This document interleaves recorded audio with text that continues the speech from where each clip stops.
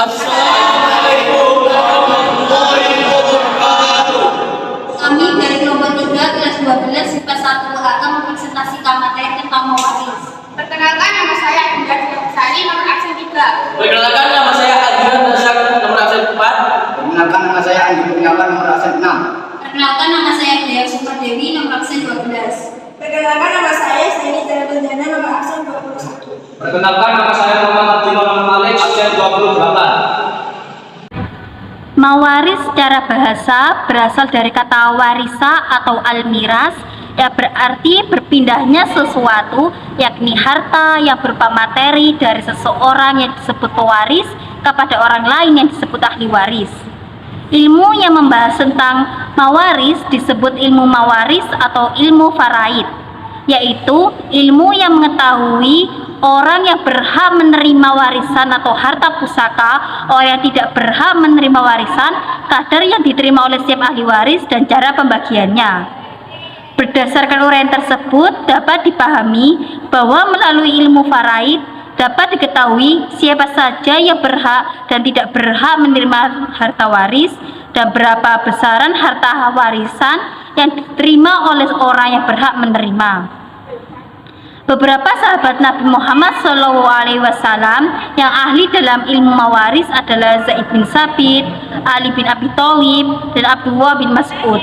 Adapun tujuan ilmu mawaris secara garis besar adalah sebagai berikut. Yang pertama, untuk melaksanakan pembagian warisan pada ahli waris yang berhak menerimanya sesuai dengan ketentuan syariat. Yang kedua, untuk mengetahui secara jelas siapa yang berhak menerima warisan serta berapa bagian masing-masing, dan siapa pula yang tidak berhak menerimanya.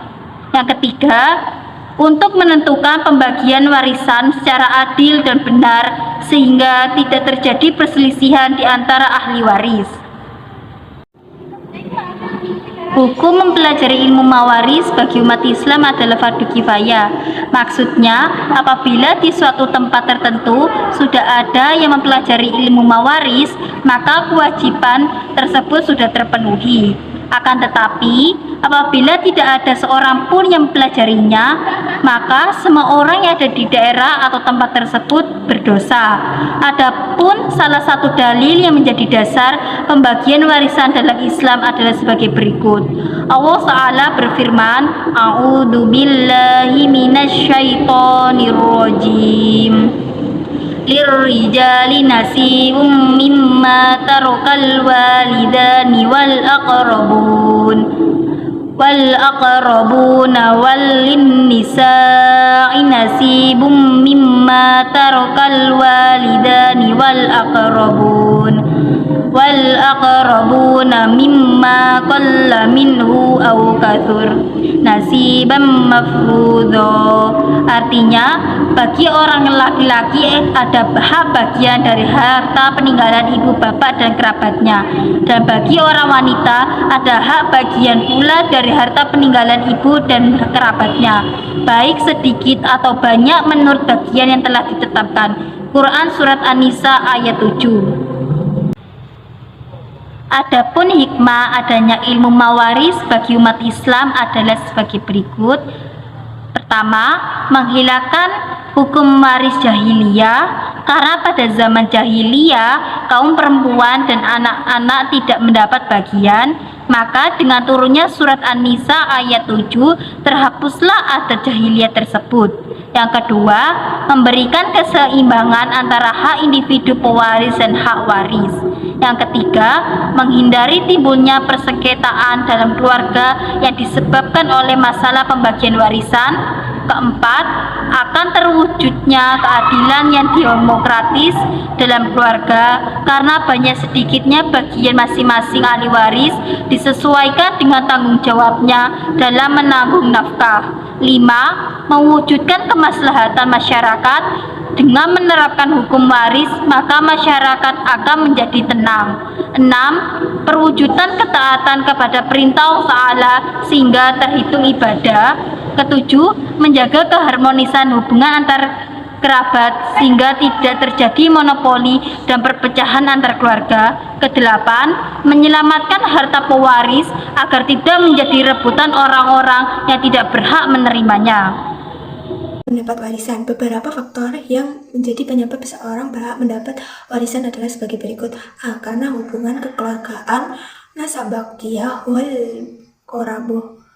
Ketika seseorang memiliki hubungan keluarga dengan pewaris, tidak memandang laki-laki maupun perempuan, orang tua maupun anak-anak, semua menerima warisan sesuai dengan ketentuan Allah Subhanahu wa Ta'ala, seperti ayah, ibu, dan anak.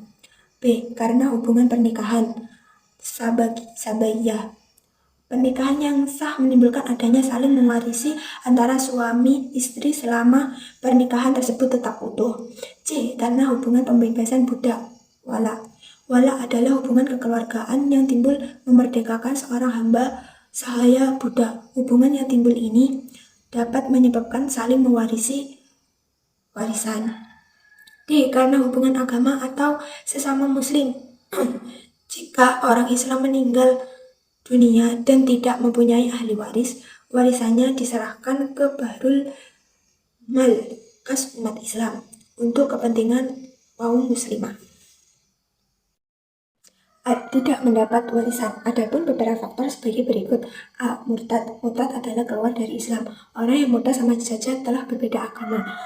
Orang yang telah murtad tidak boleh diberi bagian atau tidak berhak mendapat bagian dari harta pusaka yang oleh keluarganya yang masih beragama Islam. Begitu pula sebaliknya. B. Berbeda agama. Orang kafir tidak berhak menerima warisan dari keluarganya yang muslim. Begitu pula sebaliknya. C. Budak atau hamba sahaya. Budak atau hamba sahaya yang ditinggal mati oleh keluarganya tidak berhak mendapat harta. D. Pembunuh. Orang yang membunuh keluarganya dengan tujuan mendapat warisan tidak berhak mendapat bagian warisan dari orang yang dibunuhnya. Rasulullah Shallallahu Alaihi Wasallam bersabda, yang artinya orang yang membunuh tidak menerima waris dari keluarganya yang meninggal dibunuh. Hadis riwayat An-Nasa'i. Ahli waris laki-laki. Ahli waris dari pihak laki-laki seluruhnya ada 15 orang. Jika 15 orang tersebut ada semua, maka yang mendapat warisan hanya 3, yaitu anak laki-laki, bapak, dan suami.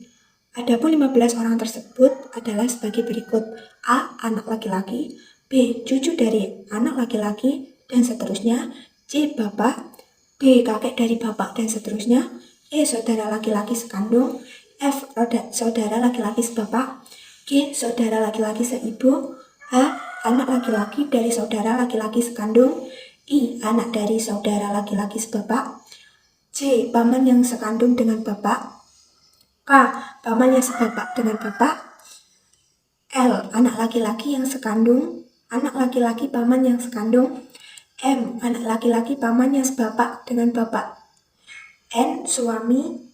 O. Laki-laki yang memperdekakan mayat atau pewaris. Ahli waris perempuan. Ahli waris dari pihak perempuan seluruhnya ada 10 orang.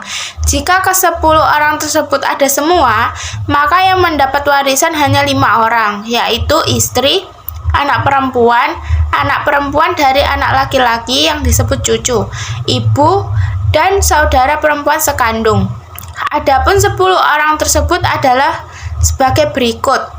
A. Anak perempuan. B. Cucu perempuan dari anak laki-laki. C. Ibu. D. Ibu dari bapak atau nenek. E. Ibu dari ibu atau nenek. F. Saudara perempuan sekandung. G. Saudara perempuan sebapak. H. Saudara perempuan seibu. I. Istri. J. Perempuan yang memerdekakan mayat. Pewaris. Jika 25 orang ahli waris, 15 orang pihak laki-laki dan 10 orang dari pihak perempuan semuanya ada, maka yang berhak menerima warisan hanya 5 orang, yaitu ibu, bapak, anak laki-laki, anak perempuan, dan suami atau istri. Ketentuan bagian ahli waris. Jawil furud. Jawil furud adalah bagian ahli waris yang telah ditentukan dalam Al-Quran. Jawil furud terbagi menjadi 6 sebagai berikut. A. Ahli waris yang mendapatkan bagian 2/3. 1. 2 anak perempuan atau lebih. Jika tidak ada anak laki-laki, dalil naklinya surat An-Nisa ayat 11. 2. 2 orang cucu perempuan atau lebih dari anak laki-laki bila anak perempuan tidak ada. 3. 2 orang saudara perempuan atau lebih yang seibu sebapak, dalil naklinya surat An-Nisa ayat 176. 4. 2 orang saudara perempuan atau lebih yang sebapak. B. Ahli waris yang mendapatkan sebagian setengah. Anak perempuan tunggal, dalil naklinya surat An-Nisa ayat 11. 2. Cucu perempuan dari anak laki-laki. 3. Saudara perempuan tunggal seibu dan sebapak, dalil naklinya surat An-Nisa ayat 176. 4. Saudara perempuan tunggal yang sebapak. 5. Suami. Apabila pewaris tidak meninggalkan anak, cucu laki-laki atau perempuan, dalil naklinya surat An-Nisa ayat 12. Ketentuan bagian ahli waris. Jawil furud. Jawil furud adalah bagian ahli waris yang telah ditentukan dalam Al-Quran. Jawil furud terbagi menjadi 6 sebagai berikut. C. Ahli waris yang mendapatkan bagian sepertiga. 1. Ibu, apabila pewaris tidak meninggalkan anak atau cucu dari anak laki-laki atau 2 orang saudara laki-laki atau perempuan, sekandung atau sebapak atau seibu. Dalil naklinya surat An-Nisa ayat 11. 2. 2 orang saudara seibu atau lebih, baik laki-laki atau perempuan, dalil naklinya surat An-Nisa ayat 12. D. Ahli waris yang mendapatkan bagian seperempat. 1. Suami, apabila istri yang meninggalkan anak atau cucu, dalil naklinya surat An-Nisa ayat 12. 2. Istri, apabila suami tidak meninggalkan anak atau cucu, dalil naklinya surat An-Nisa ayat 12. Ya. Ketentuan bagi ahli waris. Zainal Furud.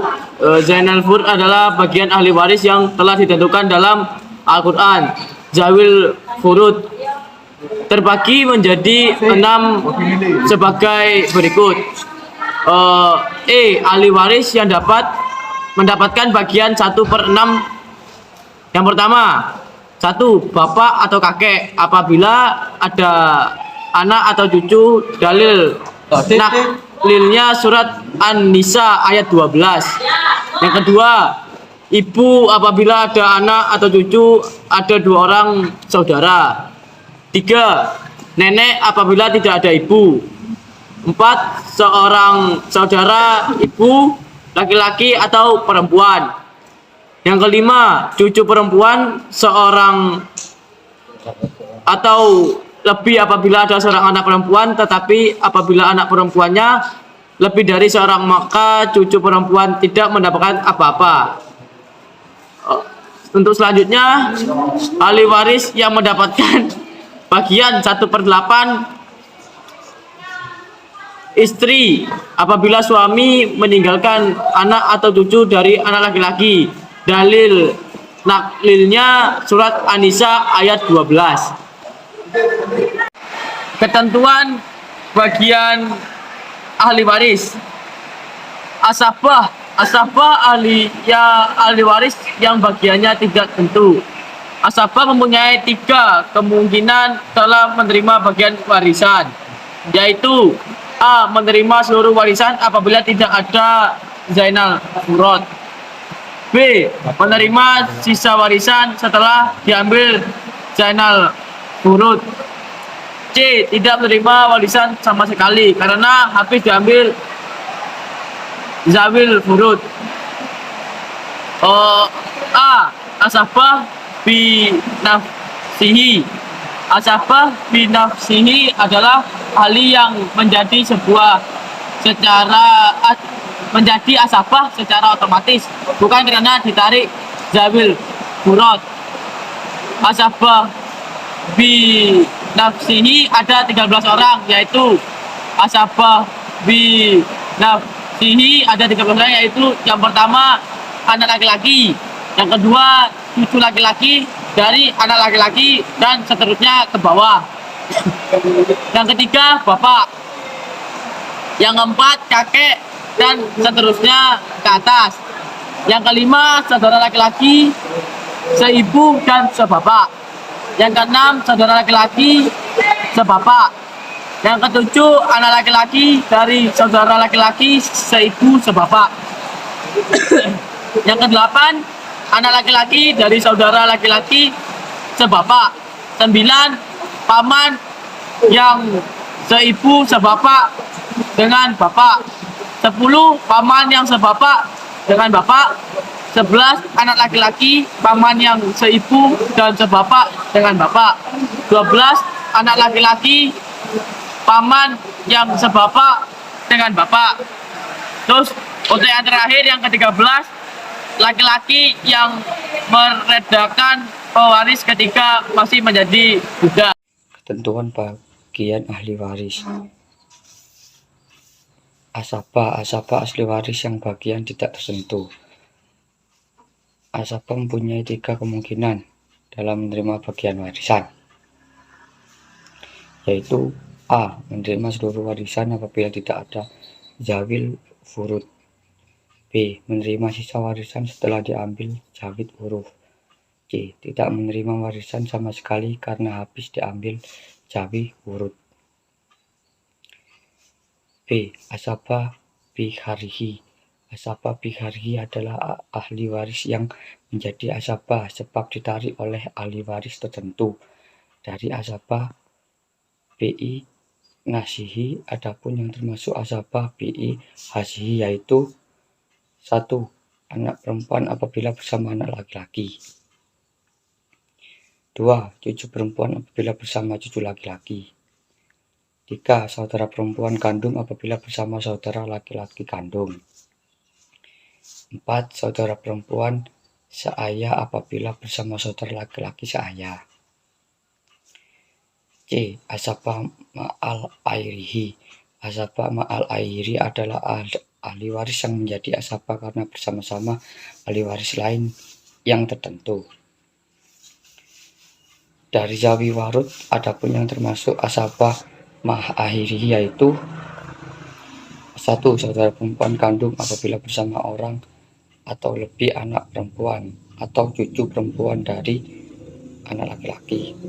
2. Saudara perempuan seayah apabila bersama seorang atau lebih anak perempuan atau cucu perempuan dari anak laki-laki. Ketentuan bagian ahli waris. Ijab. Ijab berarti penghalang, yaitu ahli waris akan kehilangan haknya atas warisan karena terhalang oleh ahli waris yang lebih dekat atau lebih berhak. Ijab terbagi menjadi 3 sebagian, yaitu A. Ijab nusan, yaitu ahli waris yang menghalang-halangi ahli, sehingga bagian ahli waris lain berkurang dari semestinya. B. Ijab hirman, yaitu ahli waris yang menghalang-halangi ahli waris lain, sehingga ahli waris lain tidak mendapatkan bagian warisan sama sekali. Contohnya adalah kakek terhalang oleh ayah atau cucunya. C. Mahjub, yaitu ahli waris yang terhalang sebab dia lebih jauh hubungannya. Contohnya adalah kakek mahjub oleh ayah. Kewajiban sebelum pembagian harta warisan. 1. Biaya pengurus jenazah.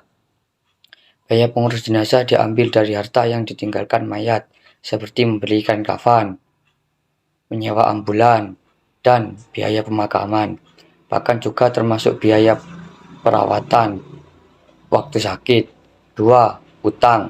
Jika pewaris meninggalkan utang, hendaknya utangnya dilunasi dengan harta.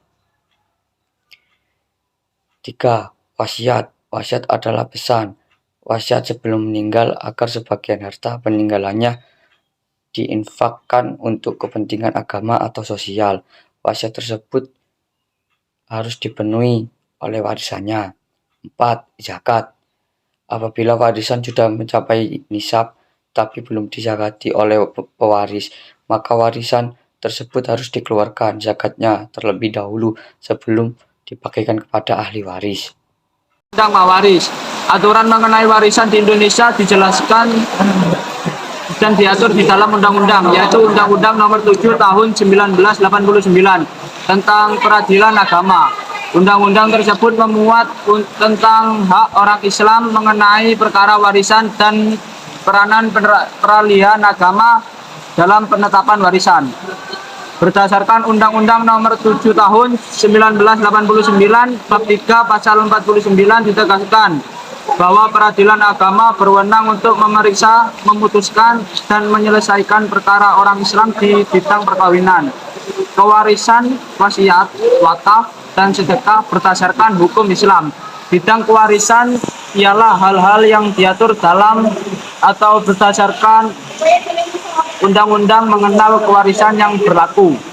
Bidang kewarisan diatur pada pasal 49 ayat 3 yang telah memuat tentang peranan peradilan agama dalam penerapan warisan, diantaranya 1. Menentukan para ahli waris, menentukan harta peninggalan, menentukan bagian masing-masing di ahli waris, melaksanakan 4 warisan. Ilmu faraid merupakan jalan keluar yang diberikan kepada umat Islam untuk menyelesaikan perkara tentang warisan dan pembagian secara adil kepada ahli waris. Karena pembagian warisan yang dilakukan oleh ahli waris kebanyakan mendatangkan perselisihan. Oleh karena itu, agar tidak memicu adanya perpecahan atau bahkan putusnya silaturahmi antara ahli waris, maka digunakanlah ilmu faraid untuk menyelesaikan permasalahan pembagian warisan. Untuk mudahkan perhitungan dalam pembagian warisan, maka langkah-langkah yang harus dilakukan adalah sebagai berikut. 1. Menyelesaikan tanggungan pewaris, yaitu biaya pengurusan jenazah, utang, wasiat, dan zakat. 2. Tentukan orang-orang yang menjadi ahli waris dan kadar ketentuannya, baik zawil furud, asabah, dan mahjub, serta berapa bagian mereka masing-masing. 3. Mengetahui KPT, kelipatan persekutuan terkecil, atau AM, asal masalah. KPT atau AM dalam perhitungan warisan penting untuk diketahui karena bagian-bagian masing-masing ahli waris merupakan bilangan pecahan. Adapun KPT atau AM dalam ilmu faraid hanya ada 7 macam, yaitu 2, 3, 4, 6, 8, 12, dan 24. 4. Hitunglah sesuai dengan kadar ketentuan yang telah diketahui. Sekian dari kelompok kami.